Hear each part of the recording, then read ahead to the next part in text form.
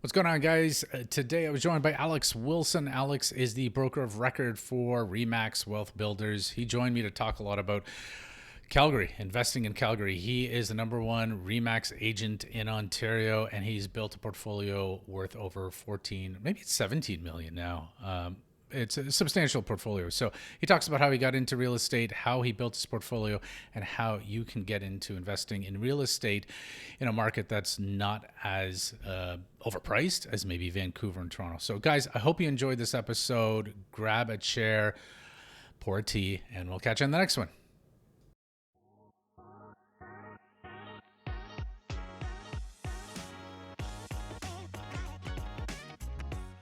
Hey, what's going on, guys? Welcome to Spilling the Tea, brought to you by Pekoe Mortgages. This is a podcast where we look to interview movers, shakers, hustlers, people that are inspiring, have inspiring stories, and help to push the envelope on what's possible. I am your host, Daniel Johannes, and I'm a mortgage broker, but I'm also a business owner. I've created multiple startups, including a graffiti removal business. I've done loose leaf tea, I've done kombucha, juice bars, you name it. So I've got some experience in this, and I'm looking forward to these conversations that I have. If you like it, please comment, subscribe, and share with your friends. Hope you enjoy it. Hey, what's going on, guys? Welcome back to another episode of Spilling the Tea, a Pekoe podcast. Today, I am joined by Alex Wilson from Remax. He's part of Remax Wealth Builders. He's an award-winning realtor and broker of record. Originally, he earned his honors degree over at Wilfrid Laurier. That was in economics and finance. So he's been in real estate, selling it for about 12 years. He's the number one Remax agent in Ontario and has grown his pre-construction real estate portfolio to 16 properties and a value of over $14 million. So, Alex, thank you so much for taking the time to join me. Thanks, Dan. Really appreciate it. Looking forward to chatting with you today. Yeah, definitely. So, let's talk a little bit about how you got into real estate, and you said you've been in the industry, the game for 12 years plus. So, what got you into it? Yeah, so I've always had a keen interest in real estate. I'm originally from a small town in northern Ontario, 45 minutes north of Sudbury, and just always around the dinner table, parents would always be referencing real estate, talking about this house, that house. Uh, my grandmother would always be active in real estate. She built a few houses. So it was something, a dinner table conversation that was always there and around me. So when I graduated university with the background in economics and finance, I was like, well, what's my passion? It's a time in my life when I can make decisions like that. And I answered real estate when I had that conversation myself. So I started off at Royal LePage it was Brookfield Relocations, and now it's Royal LePage Relocations, to learn the industry field.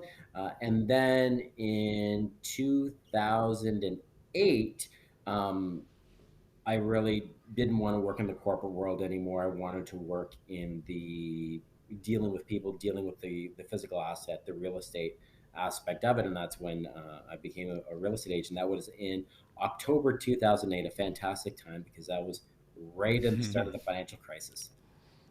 Yes, you can imagine it was a little bit of a bumpy ride to start things off with, 2008. Yeah, but it's a good time to start when it's hard.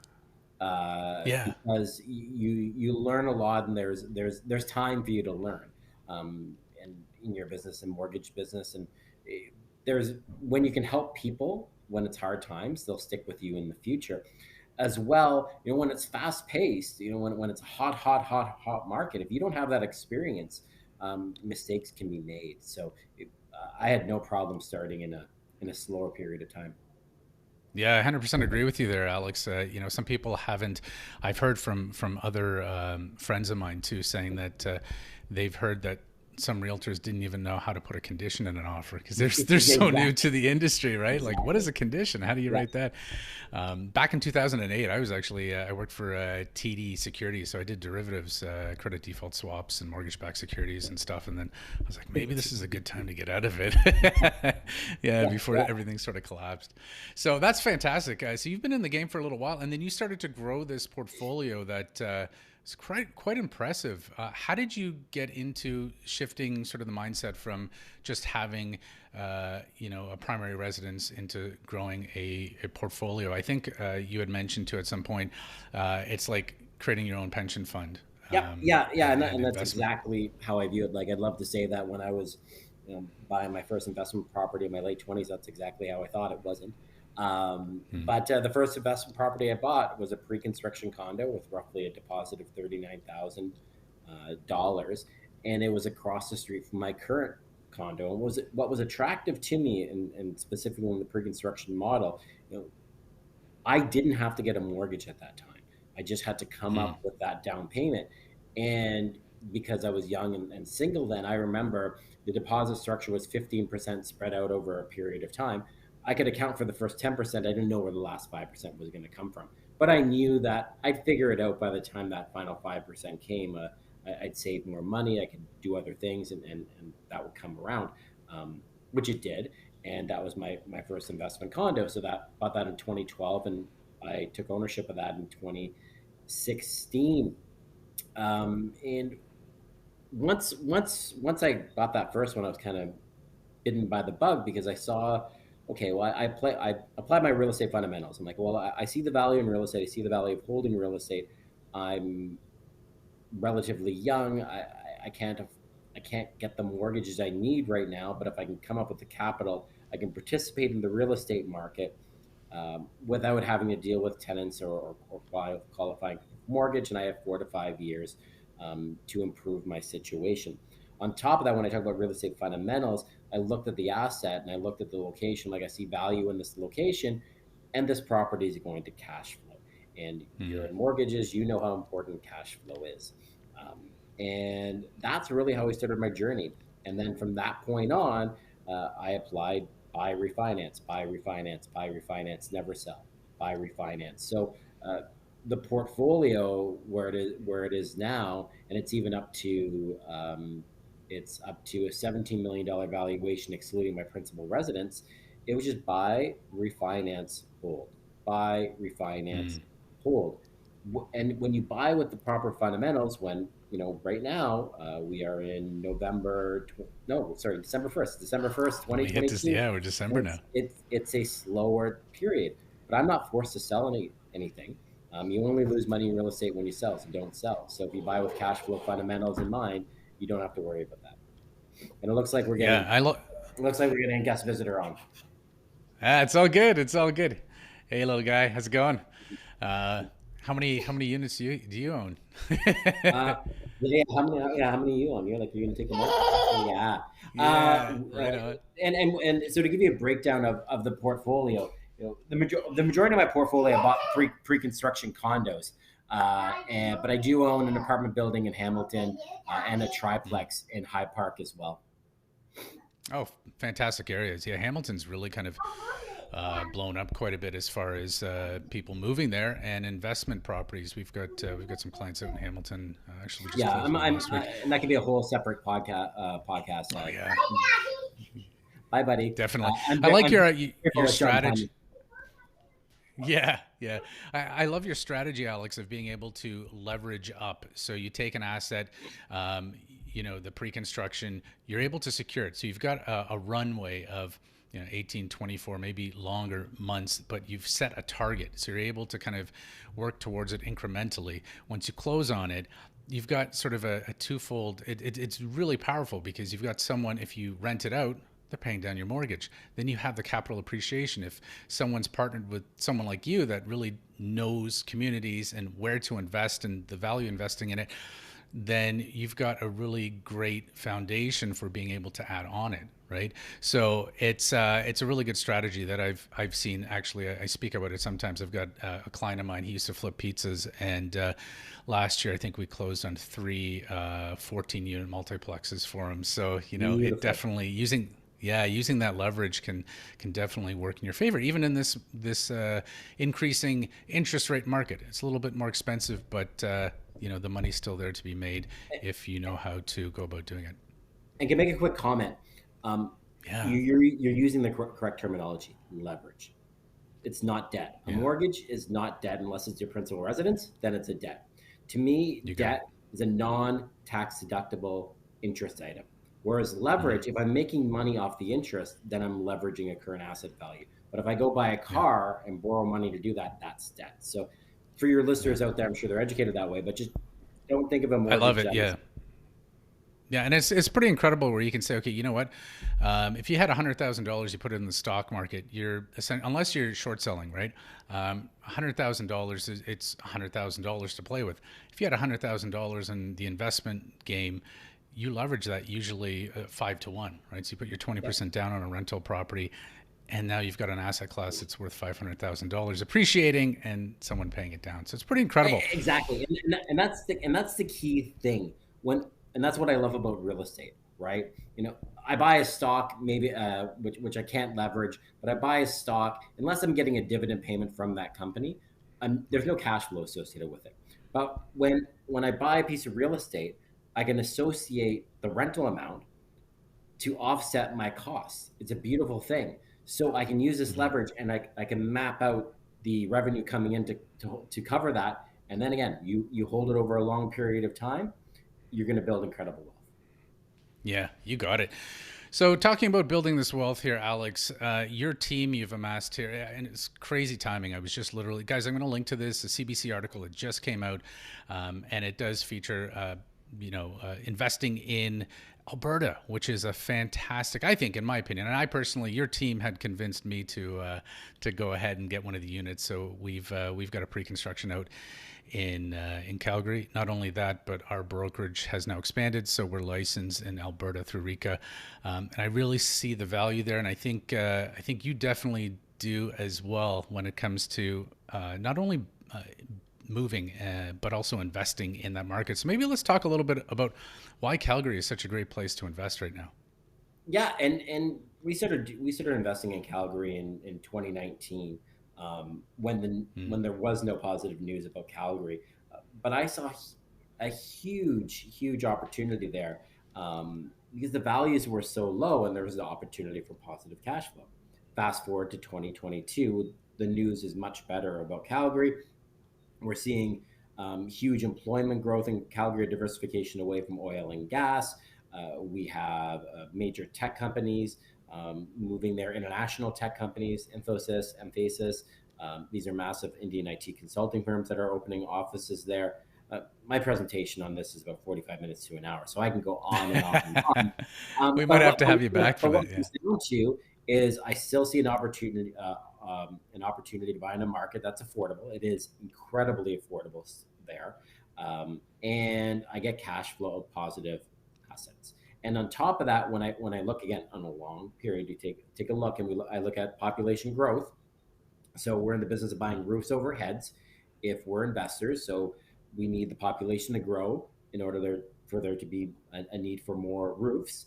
The population of Calgary over the next 2 decades, and this is Statistic Canada data, over the next 2 decades, it's going to go from 1.6 million people to 2.6 million people. It's going to grow by a million people. It's going to grow by 62.5%.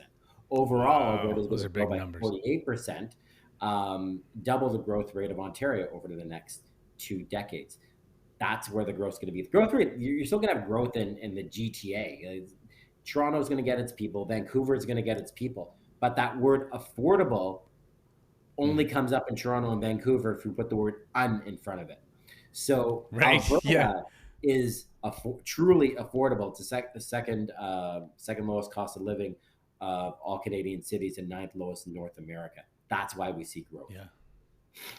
I think too. Wasn't there a recent what was it, article or something that came out, or it was the Economic Intelligence Unit? The Economist continually rates Calgary as the top city in North America to live in, and always ranks in the top five. So Toronto and Vancouver do well themselves, but Calgary is always at top spot. It always edges out Vancouver and Toronto. The reason being that whole affordable word again. Mm, mm. It's very affordable, and I'll say on top of that, Alberta, you make the most money. The wages there are the highest in Canada, and you pay the lowest taxes. So from a Yeah. tax perspective, I pay less tax, and my income is the highest there as well. Yeah. So that's another attractive aspect. Good news all around. So, speaking of taxes, there, when it comes to closing on a Mhm. property in Alberta, how is that a little different than maybe closing in Toronto? Oh, Daniel, it's beautiful. It's. It's I glorious, want just like the I want mountains. to frame my SOA, so my statement of adjustments for those people that don't know. My on closing, I want to put it on my wall. It's a Picasso. It's a work of art because it's literally zero. And what there you when I say zero, I do have my legal fees I have to pay, so it's to pay for my legal closing, but Right. there's no extra cost. Whereas, Mm. and I live in Toronto, and a lot of my investment properties are in Toronto. So, in specifically in Toronto, I have a double land transfer tax. You pay a single one in Right. KW, but I pay a double land transfer tax here in Toronto. On top of that, when I buy pre-construction here, I pay development charges, I pay educational levies, I pay all these other little extra costs. I have an HST rebate that I have to deal with here. And to put it in perspective, in this year I closed on a house in Calgary that I bought pre-construction in 2021. I was fortunate enough; I didn't expect this, but it went up by $200,000. And on Mm. closing, I had to decide. Okay, I closed on the property, and after I closed, I'm like, am I going to rent it out, or am I just going to sell that? Now, if that same property was in Toronto, um, I closed on a similar property that I paid a similar price point to. My closing costs on my Toronto property were $63,000. So $63,000 extra cash. That's cash out of my pocket that I had to come with on closing, on top of my 20% down. Back to Calgary, my closing costs were just my legal fees. So it was $1,500. That's it. So I sold it. And again, I do not recommend doing this. I buy hold is my strategy, but my transactional costs were very low. It was only my realtor fee that I had to pay out there. I didn't have extra costs that I had to worry about. Right. So instead of renting it out, which it would have been incredible for cash flow, I decided to take a little bit of money off the table.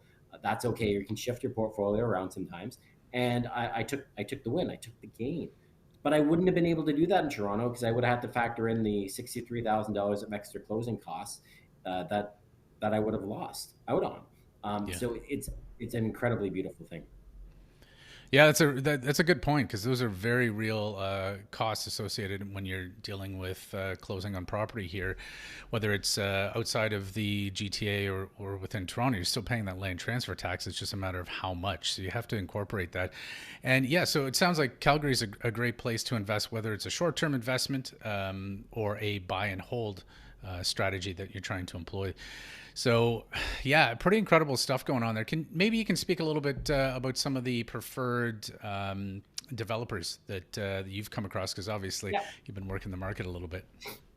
yeah. We predominantly work with a builder called Truman out there, Hmm. and they've been around for 35 years. It's a multi generational family business, originally started by their father. And then there's four sons that are involved in the business now, and the father's still involved too. Um, Huge landowner in Calgary, as well as they own the majority of their trades as well. So they can really control the product that they're building, Mm. and they have deep pockets. And I'm saying that in a positive way because they build and they complete their projects. You really got to watch out for developers where the deal looks too good to be true. Hey, guess what, everyone? They still got to build the buildings.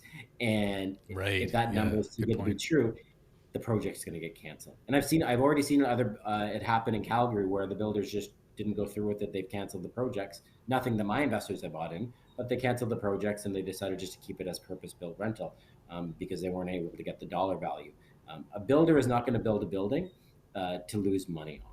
So Right. Yeah. I work with reputable builders that have a track record that I know the building's going to get done. Because if I have you put a pre-construction deposit on something and it doesn't get built, you don't lose your money. You get that money back, but you haven't made any money on that project either. And that's not Yeah. the ideal thing. We want you to make money. That's our end goal. Yeah, I know some investors we had helped with in Toronto, Mimico. It was called Mimico on the Go. It was a development Yeah, that yeah, fell yeah, through after a few yeah. years. Yeah, so some And you're people right, had. and you could have like let's say six figures, 100K tied up in deposits over 3 years, and over that, Right. and specifically in that period, you saw a very rapid increase in values that none Hmm. of those people got to participate in. A lot of the time when these projects cancel, the buyers are like, I can't afford to re-enter the market. And that's Right, where right. Toronto, They've been effectively priced out. Yeah. yeah, and that's where Toronto is, and expanding onto the GTA. When I look at the valuations here, again, I'm not worried about the Toronto market. It's just shifting in regards to who's investing here. It's more of a rich man's game versus a mom and pop industry. Before it was mom and pop investors, they're all gone. Now it's established individuals with deep pockets, because those are the only people that can afford to invest here. So if you're an investor starting out, or an investor that likes to invest on those cash flow fundamentals, it's really difficult to do in Ontario, and that's why we've really been doing a lot in Alberta. Yeah, and that's a good point too, because from a sort of putting our underwriter hat on financing perspective, when it comes to debt service ratios, you still have to qualify. So whether you have one property or three or four, we're looking at the entire portfolio. If those properties don't cash flow based on interest rate and the mortgage, the carrying costs, and then how much rent you're getting for those units, it'll actually kind of prohibit you from adding to your portfolio. So being able to shift maybe a portion of that portfolio and say, you know what, let's invest in a market that's a lot more reasonable, has strong rents. And I think maybe it was Kyle that mentioned rental guarantees. So Correct. Yeah. Calgary, Yeah. that's kind of unique too, right? Yeah. They And, offer a and rental guarantee? yeah. And again, that's another attractive thing of why we work with Truman. They're one of the only builders that offer the true rental guarantee out there. And it's an insurance policy for the buyers. You don't actually have to keep the rental guarantee. If you look at the market rents on the time of closing, and you're like, oh man, this I don't want to be A lot part of this. lower than what's on the Yeah, market. Yeah. yeah. As long as you give them enough notice, you can opt out of your rental guarantee. But it's a great insurance policy, because the majority of investors are out of province investors. It's one thing when I can go across the street and deal with my property. It's another thing where it's a 4.5 hour flight away, specifically if we're dealing in Ontario. So it provides a comfort level for Right. investors while they wrap their head around everything. And it's that safety net, right? So let's go back to talking about cash flows. Uh, let's say the market isn't as strong when you close on the property, but you got that assurance that you'll get a cash flow coming in out on the property that allow you to ride out any storm. But if you don't have that assurance, and you have to sell at the inappropriate time, that's when you're going to lose money. And that's how you protect yourself. You can never lose money in real estate as long as you don't sell. So never put yourself in a situation where you have to sell. And that's what we like about the rental guarantees. It provides that extra insurance level for our investors. Definitely. And I like it as a mortgage broker, because if we've got a floor, we can actually utilize that when we're kind of running through someone's affordability and say, okay, we know how much the mortgage is going to cost. We know the purchase price. We know your down payment. We don't know how much it's going to attract as far as rent. So if we've got this rental guarantee from the developer, makes our life a lot easier too. So I think it's pretty fantastic. It's kind of similar to if someone's looking to shop around and interest rates might be climbing, right? I say, hey, go get a rate hold. At least the very minimum is protecting you from. It's kind of like your floor there, right? So if there is a higher interest rate on renewal, you've locked yourself in. You've at least got that guarantee. But if rates have dropped, take the lower one. So same sort of thing. And I think it's a great strategy to employ. Alex, I love having you on this podcast. I know it's a little bit shorter here, but there's so much we can talk about when it comes to investing in Calgary. And I think you're the guy that a lot of people would be asking questions and you'd have the answers to. I know you guys do a series of webinars as well. You host them pretty much monthly or so that Yeah, people can just kind of jump on? we're trying to do them bi-weekly, so every second week. Oh So wow, at okay, minimum once a right month. on. Maybe we'll Yeah, have them every second week. But yeah, we want people to come on the webinars, and because we have a powerful message. You've seen the webinar before.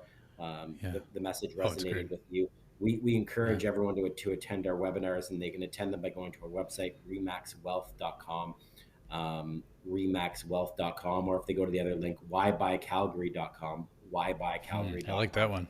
Yeah, Yeah. it just links back to Remax Wealth. But Yeah. they can register for our webinar and educate yourself, educate, um, Yeah.